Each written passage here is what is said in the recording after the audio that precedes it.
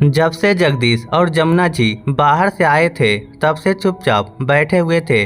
संगीता को ऐसा लगा कि शायद दोनों कुछ कहना चाहते थे पर पता नहीं क्यों कुछ कह नहीं रहे थे। आखिर जब काफ़ी देर तक खामोशी बर्दाश्त नहीं हुई तब संगीता ने ही कहा, आप दोनों जब से बाहर से आए हैं तब से चुपचाप बैठे हुए हैं। आप लोग मुझसे कुछ बात करना चाहते हैं? नहीं नहीं, ऐसी तो कोई बात नहीं है। जमुना जी ने हकलाते हुए जगदीश की तरफ देखते हुए कहा, जो भी बात है खुलकर कहिए, कम से कम पता तो चले कि बात क्या है। संगीता ने दोबारा पूछा, मम्मी से क्या पूछती हो? लो मैं बताता हूँ, जगदीश ने कहा तो संगीता जगदीश की ओर देखने लगी।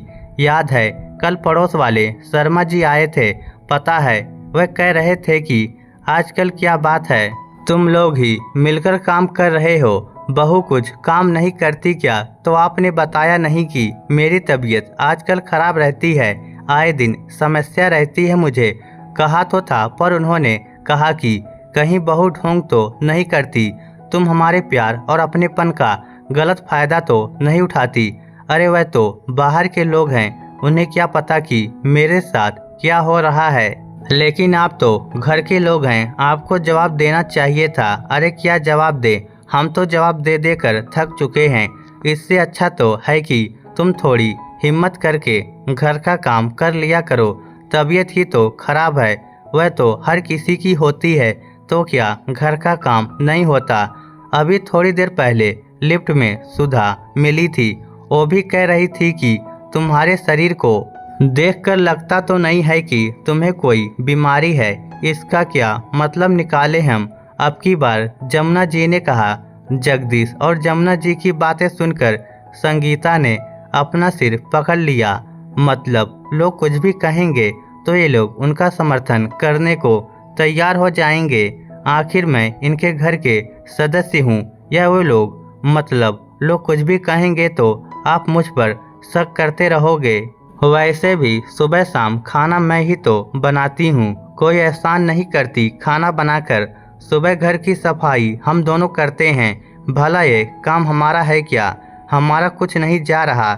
लोग तुम्हारे बारे में बातें बना रहे हैं, हमें नहीं पता, लेकिन हम दुनिया को बोलने का मौका नहीं देना चाहते।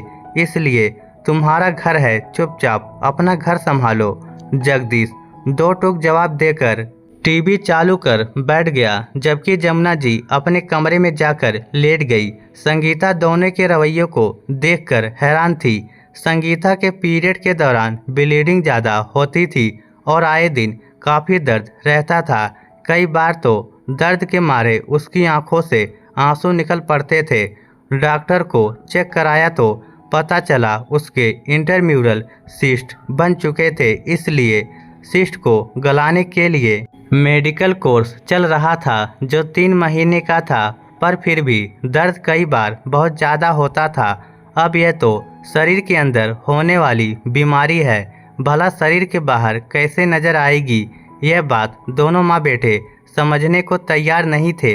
वैसे भी दोनों को काम करते जोर आता था, इसलिए आए दिन किसी न किसी की कोई न कोई बात लेकर संगीता के सामने आ जाते। और आज तो साफ साफ कह दिया घर के काम करने के लिए, जबकि कितना ही दर्द क्यों ना हो, दोनों समय खाना संगीता ही बनाती थी। जबकि दोनों माँ बेटे मिलकर सुबह सिर्फ घर की सफाई करते थे, उसमें भी दोनों की हालत खस्ता हो रही है। कई बार संगीता बोल चुकी थी कि मेड लगा दो, लेकिन नहीं, वो भी इन दोनों को मंजूर नहीं था। और ऐसा भी नहीं था कि ये लोग मेड अफोर्ड नहीं कर सकते थे, पर बस बहू के होते ये लोग मेड लगाना नहीं चाहते थे। 2 दिन बाद संगीता को डॉक्टर के पास चेकअप के लिए जाना था। उसने जगदीश से साथ चलने के लिए कहा तो उसने साफ मना कर दिया। तुम्हें जाना है तो तुम जाओ, मेरे पास फालतू वक्त नहीं है। वैसे भी डॉक्टर काम न करने के बहाने बताते रहते हैं और तुम हो कि उनको फॉलो करती रहती हो। सुनकर संगीता को गुस्सा तो आया, पर उसने कुछ नहीं कहा और वह अकेली ही डॉक्टर के पास चली गई। 4 घंटे बाद वह घर पहुंची तो अपने साथ में एक फ्रेम भी लेकर आई थी। जिसे देखते ही जमुना जी ने पूछा, अरे ये फोटो फ्रेम क्यों लेकर आई है? अब ये क्या नया तमाशा है? फालतू के पैसे बर्बाद करने के लिए सूझ रहा है और क्या?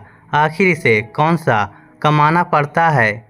जगदीश ने भी अपनी तरफ से दो बात और जोड़ दी, लेकिन ये क्या, उस फ्रेम को खोलकर संगीता उसमें कुछ पेपर लगा रही थी। देखकर जगदीश और जमुना जी दोनों हैरान रह गए और एक दूसरे की शक्ल देखने लगे। आखिर जब दोनों से बर्दाश्त नहीं हुआ तो एक साथ ही पूछ बैठे, अरे क्या लगा रही हो? बताओ तो सही। मम्मी जी, सोच रही हूँ कि अपनी मेडिकल रिपोर्ट ही फ्रेम में लगा दूं। क्या है ना कि लोगों को लगता है कि मैं ढोंग कर रही हूँ, पर जिस पर बीतती है उसी को पता चलता है। और वैसे भी आप बार बार लोगों को क्या जवाब दे, इसलिए जब भी कोई मेरे बारे में पूछे तो आप फ्रेम की तरफ इशारा कर दीजिएगा। वह पूछने वाला इतना तो पढ़ा लिखा होगा कि खुद ही पढ़ लेगा। संगीता फ्रेम की तरफ देखते हुए बोली। संगीता की बात सुनकर दोनों माँ बेटे एक दूसरे की शक्ल देखने लगे। इतने में रिपोर्ट को फ्रेम में करने के बाद संगीता हॉल में जगह ढूंढने लगी। देखकर जमुना जी ने कहा, बहू तेरा तमाशा हो गया हो तो अब ये सब बंद कर। ये फ्रेम यहाँ नहीं लगेगा। पर मम्मी जी, मैं तो आपकी परेशानी दूर कर रही हूँ। आप दोनों लोगों को जवाब दे देकर थक गए हो ना? क्या है ना कि मेरी बीमारी किसी को नज़र नहीं आती? संगीता ने फ्रेम को अपने हाथ में लिए ही कहा। यह देखकर जमुना जी ने चिढ़कर कहा, इस परेशानी से हम लोग खुद ही निपट लेंगे। तो ये फ्रेम अपने कमरे में लेती जा और वहीं सजा इसे। फिर जगदीश की तरफ देखकर बोली, जगदीश, आज ही सोसाइटी के सेक्रेटरी से कह देना कि एक मेड का बंदोबस्त कर दे। हमें अपने घर में कोई मेडिकल रिपोर्ट फ्रेम नहीं करवानी। सुनकर चुपचाप संगीता मुस्कुराते हुए वह फ्रेम लेकर अपने कमरे में चली गई। उसके बाद कभी जगदीश और जमुना जी ने संगीता की तबीयत को लेकर कभी कुछ नहीं कहा। इस स्टोरी को लेकर आपकी क्या राय है? नीचे कमेंट करके हमें ज़रूर बताइएगा। धन्यवाद।